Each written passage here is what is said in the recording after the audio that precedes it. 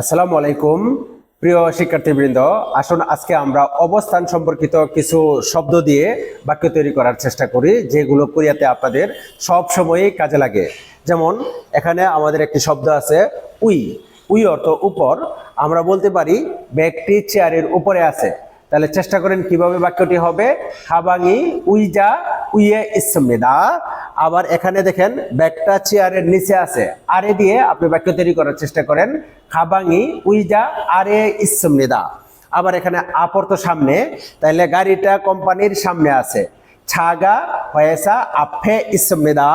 তারপরে থুই অর্থ পিছনে, এখানে গাড়িটা কোম্পানির পিছনে আছে। ছাগা হয়েসা থুয়ে ইসমনিদা। এইভাবে আন অর্থ ভিতরে আপনি বলতে পারেন ফার্মেসিটা বিল্ডিং এর ভিতরে আছে। ফার্মেসিটা বিল্ডিং এর ভিতরে আছে। ইয়াকুগি ফনমুল আনে ইসমনিদা।